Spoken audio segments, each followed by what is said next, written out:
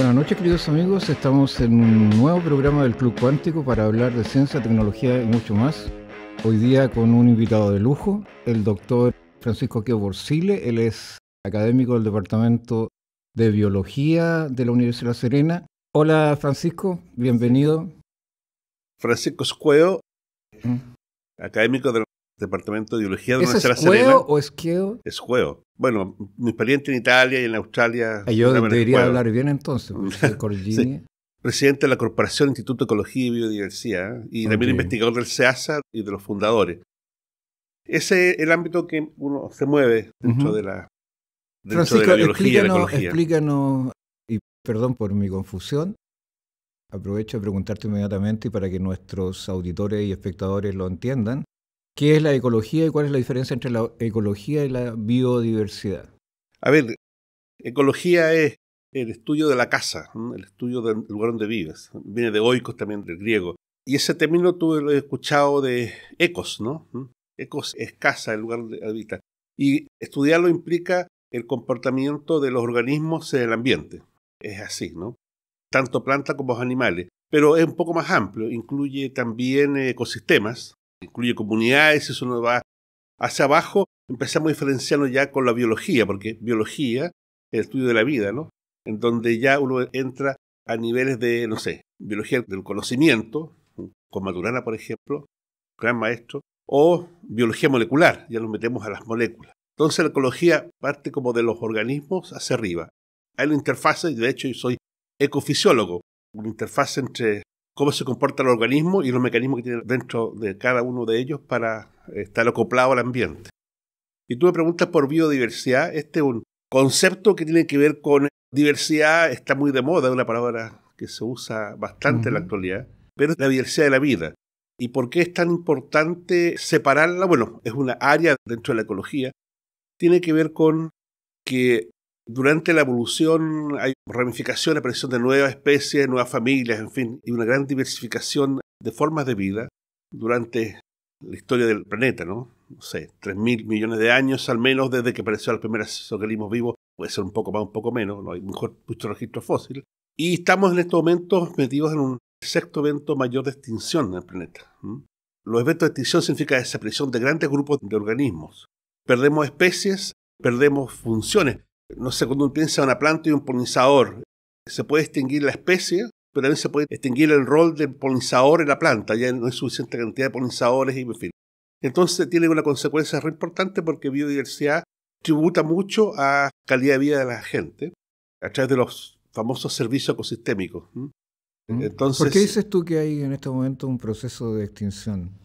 Bueno, hace unos días atrás, una semana, celebramos o conmemoramos los 8.000 millones de habitantes en el planeta y seguimos subiendo.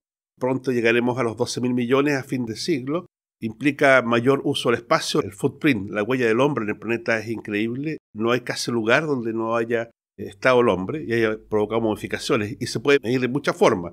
No sé, para los astrónomos las luces, por ejemplo, parecen ser importantes en la noche, pero tú ves un mapa de luces nocturno del planeta y ves que está ocupado por todos lados. Y los lugares menos ocupados son usualmente desiertos, en fin, las zonas de altas latitudes. O si ves por cambio uso del suelo o se desarrolla la agricultura, en fin. Hay números, uno lo puede expresar esto en biomasa, tú eres matemático, en los mamíferos, por ejemplo, en biomasa de mamíferos, nosotros somos mamíferos, el hombre es como el 33% de la biomasa de mamíferos del planeta, otro 60% son los animales domésticos, vacas, en fin, mamíferos que son alimento del hombre, y de los mamíferos silvestres son el 2%, incluyendo las ballenas, los roedores nativos, en fin. Y eso nos habla de un tremendo impacto en modificación del planeta. Y eso ha acompañado a cambio de uso del suelo o transformación del paisaje, pérdida de bosque, pérdida de desierto. Cada vez que ampliamos nuestra ciudad y antes uno iba, no sé, estamos en La Serena, íbamos al Cerro Grande, era prístino, ¿no? O bueno, habían restos de flechas, restos de balas, de guerras pasadas, pero uno encontraba la vegetación todavía. En la actualidad está cada vez más llena de condominios y uno ve prados, homogenización. Una pregunta, en fin. ¿Hay algún antecedente de cuántas especies en estos momentos se encuentran en riesgo de extinción o cuántas ya dejaron de existir de las especies que uno haya conocido? Punto. La pérdida debe ser alrededor del 6% de las especies. Ahora, el número es difícil de estimar porque muchas de las especies ni siquiera están descritas, Hay distintos organismos, particularmente en el grupo de los artrópodos. Ya tuviste a Javier Pizarro diciéndote que él sale terreno, siempre llega con especies nuevas de escorpiones, en fin. En el caso de las plantas se conocen bastante bien. A mí me ha tocado escribir los libros rojos de las regiones de Atacama. Primero fue la de Coquimbo, la de Atacama, y luego estudios, la segunda, la primera, la 15, en fin, todas las regiones del norte. Y los números están variando, pero mínimo un 10% de las especies se encuentra amenazada de plantas, ¿no? De plantas vasculares, plantas con flores, en fin. Y en algunas regiones hasta el 15%. Esos son números altos, digamos. Que una especie de amenazada significa que tiene un riesgo de extinción de en 100 años de mínimo un 10% para especies vulnerables y sube hacia arriba hasta 70% para las especies en peligro crítico. Entonces ese es el número. Ahora, ¿cuántas especies hemos perdido? Las plantas icónicas extintas son conocidas, ¿no? Seguimos conversando con Francisco Cueo, como él nos ha corregido, acerca de biodiversidad, de ecología. Y aprovecho para preguntarte, y tiene que ver esto con las extinciones, explícanos un poquito por qué esta también es una extinción masiva y cómo se compara con el resto. Aparentemente aquí la influencia mayor de la extinción la tiene el ser humano. Mira, en términos de magnitud, dijimos que estamos en el 6º mayor evento de extinción. El 5º mayor de los máximos, el que le precede, fue causado por la caída de uno o eventualmente 2 meteoritos que provocó la extinción de los dinosaurios. Conocemos bien el meteorito que cayó en México, ¿no es cierto? ¿Sí? Pero hay un registro de otro cráter grandote que está justo al frente en África, que debería haber sido entre los mismos días, pero no sabemos si... Parece que hay también la actividad geológica en algún momento produjo extinciones masivas, sobre todo volcánicas. Hay otros eventos como cambio del eje de la Tierra que provocan tremendas glaciaciones, en fin. Pero en términos de magnitud, tenemos que compararnos extinguimos a todos los dinosaurios y, bueno, no todos, porque las gallinas siguen siendo dinosaurios, digamos, pero... Pero no podemos comer las gallinas. Bueno... Al revés. Si no pero Picapiedra se comía los brontosaurios. Si no, seríamos comida de alguien. Bueno, entonces la pregunta que uno hace, bueno, ¿qué la causa? No fue un meteorito esta vez. Esta vez tiene que ver con cambio climático o cambio global. El cambio climático tiene que ver con el aumento de temperatura, pero el cambio global tiene que ver también con el cambio de uso del suelo, la transformación de vegetación nativa en situación artificial, monocultivo, en fin, reemplaza y elimina especies y cada vez le deja menos espacio a los sistemas naturales. Ahora, la pregunta es qué podemos hacer y cómo podemos revertir o frenar un poco esto. Hay acciones, por ejemplo, está el IPCC, ¿no es cierto? La Conferencia Internacional para el Cambio Climático, que propone hacer algunas cosas. Por ejemplo, Chile comprometió para el año, 2040, 2050, carbono neutralidad, por ejemplo. Y eso se logra emitiendo menos y haciendo plantaciones para capturar carbono. Pero lo puede hacer con cualquier especie. Por otro lado, el IPBES, que tiene que ver con el panel intergubernamental para la protección de la biodiversidad, unido al IPCC, sugiere que estamos perdiendo especies, tenemos que hacer más plantaciones, pero ¿por qué no hacemos las plantaciones con especies nativas? Entonces ahí uno puede jugar tratando de regular 2 parámetros. Uno es captar carbono, pero captarlo con especies nativas. Entonces las restauraciones y la restauración del ecosistema tiene mucha relevancia, que nos permite lugares que han sido degradados en el pasado poder recuperarlos. Parte de los estudios que hacemos en nuestro laboratorio tienen que ver con ver el impacto de aumentar la cubierta vegetal con especies nativas sobre la temperatura del planeta. Y en este caso la temperatura local a nivel de la región. ¿En qué consisten esos estudios específicamente? Son experimentos. En este caso se usan modelaciones, ¿no? Haciendo un downscaling eso lo hace uno de mis postdocs, Álvaro Salazar, haciendo un downscaling climático y en los modelos incluyendo la vegetación, cambiando la cobertura vegetal y en Vítas de Árbol a hablar de eso. De hecho, tenemos una conferencia de él en los próximos días. Vea la página del doctorado en Biología y Ecología Aplicada. Ahí está. ¿Él es biólogo? Es biólogo en recursos naturales, tiene un doctorado en la Universidad Queensland en Australia y está ya con su segundo postdoc en el IEB. ¿Tú crees que las políticas generales, estas que acabas de plantear para mejorar la situación, sobre todo en términos de biodiversidad y cambio climático, han dado resultados? Bueno, la tendencia continúa. Si uno tiene claro de que acá terminó la COP27 y no lograron muchos resultados. Y no vamos a hablar de guerra, ¿ya? Y se lo deja para otro. No, es parte del mismo cuento porque al haber menos voluntad de los países a trabajar en conjunto, entonces, no sé, volvemos a perder el norte y volvemos a prender reactores nucleares y a buscar combustibles fósiles como fuente de la solución. Y la tendencia que ha marcado Chile al menos es ir hacia... ¿Tú crees que los reactores nucleares, las centrales de potencia, son eventualmente peligrosas? Son definitivamente peligrosas en la medida que están bajo los bombardeos. Pues. O sea, estamos claros, si no fuera ese, si no hubiese guerra. La pregunta que como solución esa no es viable. Yo creo que no es la solución, al menos para Chile no es la solución, porque nosotros tenemos muchas otras energías posibles. Pero volvamos a la biodiversidad y a ver si podemos estarla controlando. Uno de los compromisos que tienen los estados, digamos, es de aumentar la cantidad de áreas protegidas. Es una forma de proteger la biodiversidad y decir, ok, si estamos modificando un territorio, dejemos al menos reservas, ¿no? Parques nacionales, reservas nacionales o reservas marinas, parques marinos, en fin. Y Chile ya ha logrado superar el 40% de su mar bajo una figura de parque nacional. Protegido. Claro, pero definido como protegido, lo cual le avisa a los pesqueros y a los barcos que tienen que pasar por ahí, ¿no es cierto?, a los buques, que está en una área protegida, que tiene resguardo, no puede pescar, en fin. Falta, por supuesto, la administración de eso. Está complicado porque ha sido muy reciente. Han sido los últimos gobiernos de Bachelet y Piñera quienes se han creado la mayoría de estas grandes áreas. Y luego en tierra estamos bastante parados con una CONAF que logró llegar al 19% del territorio nacional con parques nacionales y otras figuras de ese estilo. Y luego hay como un 2 o 3% de áreas de conservación que son privadas, santuarios de naturaleza, un ejemplo de estero derecho en Paihuano, ¿no es cierto?, que son áreas de protección importantes. Ahí lo que hacemos en nuestro laboratorio, y como estudiantes tesistas, en fin, es hacer planificaciones, buscar los mejores territorios donde hay alta biodiversidad bien representada y que tenga menos costo de conservación, y por lo tanto uno puede ahí definir esta una área de alto valor para la conservación que puede terminar siendo parque nacional o un área protegida privada. Importante definir eso porque, ejemplo, en la región de Coquimbo no tenemos terrenos públicos para hacer nuevos parques nacionales. O sea, CONAF tiene 15.000 hectáreas bajo protección y no hay mucho más terreno público. ¿El resto es privado? El resto no hay más territorio público. Pero en conservación privada llevamos más de 30.000 hectáreas. De hecho, estero derecho tiene 31.000 y los nuevos parques, llegamos como a los 40.000 hectáreas en conservación privada. O sea que la CONAF representa 1/3 de la conservación en esta región. Pero estamos todavía en el 1.7% de la región. Y teníamos que llegar... Eso es bajo. Teníamos que llegar al 17% al año 2020. Es bajo. Y tenemos que llegar al 30% al año 2030. Y como vamos, estamos pésimos. Entonces, en este caso en particular, en esta región, y toda la del norte, todo el centro norte y sur de Chile, la conservación privada es una re importante en que las acciones de conservación se hagan en propiedad privada, con un financiamiento privado, en fin. Y esa meta es posible de lograrla, subirla, no sé si llegar a la meta alta. Y lo otro que en el mar, ¿no? Quizás las últimas novedades están en que ha avanzado bastante la área marina y costera protegida de archipiélago de Humboldt, que es famoso ahí en el norte, que es tercera y cuarta región. Y también debería avanzar un poco más una área marina y costera protegida de múltiples usos frente a Fray Jorge. Con esas dos áreas marinas y costeras protegidas podríamos subir de cero, que tenemos 0,023% del mar protegido, a algo así como el 4%. Y recuerden que la meta para el mar era 10%. Seguimos en este Club Cuántico conversando con Francisco Escueo acerca de biodiversidad.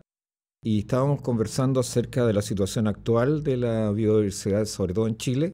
Y aprovecho a preguntarte, tú que eres presidente de esta corporación que acabas de nombrar, además trabajas en un doctorado muy exitoso en la cuarta región, en La Serena.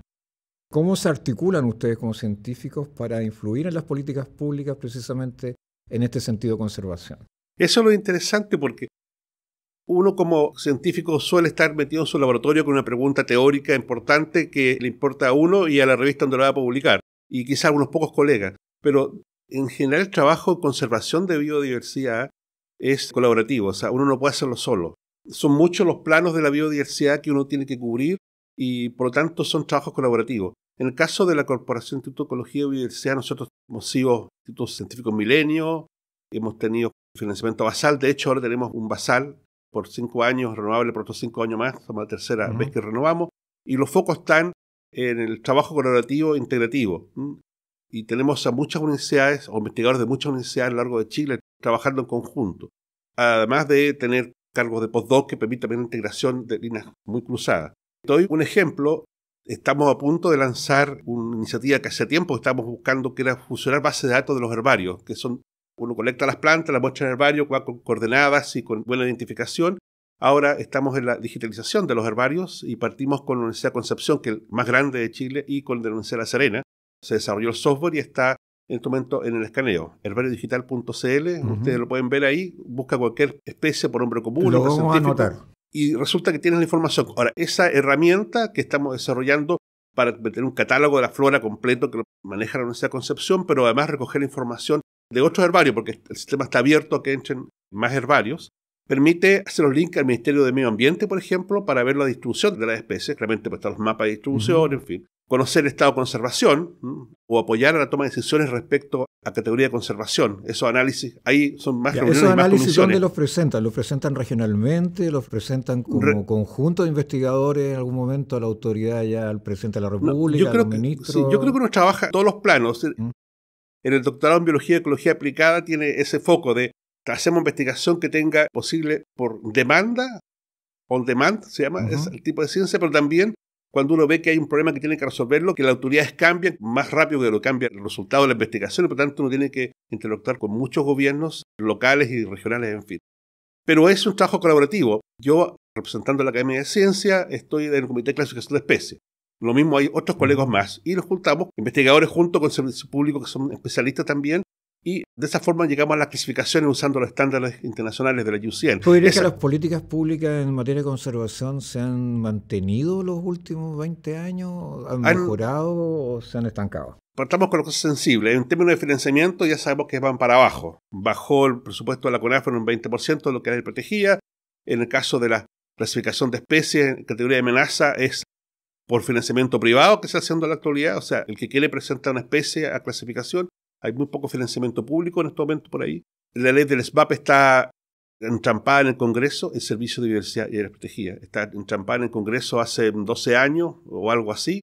El que va a separar a CONAF en dos partes, en una encargada de las prestaciones forestales y la otra encargada de la conservación. Pero la encargada de la conservación incluye terrestre y marino, y esa es la parte de la novedosa. Eso creo en parte muy influido ahí en políticas públicas en términos de recomendar de que esa es la mejor forma de solucionarlo en Chile, donde en Guardaparque, que está en la costa, tenemos tanta costa, que mira hacia la tierra y mira hacia el mar al mismo tiempo. Entonces, el manejo del territorio, claro, se hace más complicado porque los stakeholders son distintos, pero en fin, a mí una persona que cultiva, cosecha güiro, ¿no es cierto?, lesonias, en fin, y la seca luego, lo hace en tierra, pero la saca del mar.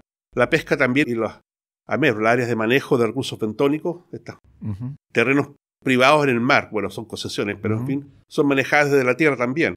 Entonces, es posible hacer un manejo de conservación del territorio incluyendo tierra y mar. Esa recomendación también surgió de la academia. Más que de una persona, yo creo que el trabajo en conjunto. Colaborativo.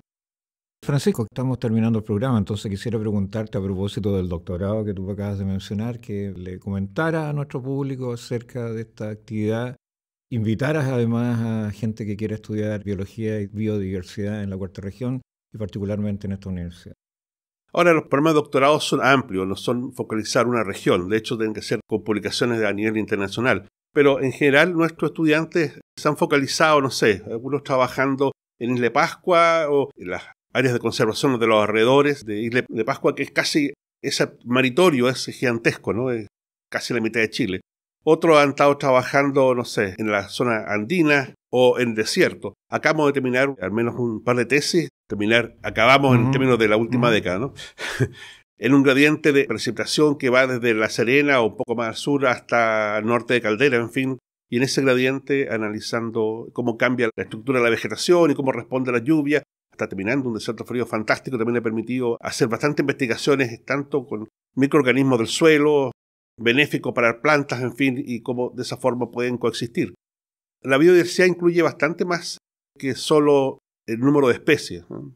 Incluye, como dije ya, las interacciones, e incluye también niveles superiores de distintos ecosistemas, cómo interactuar entre ellos, los subsidios tierra-mar, en fin.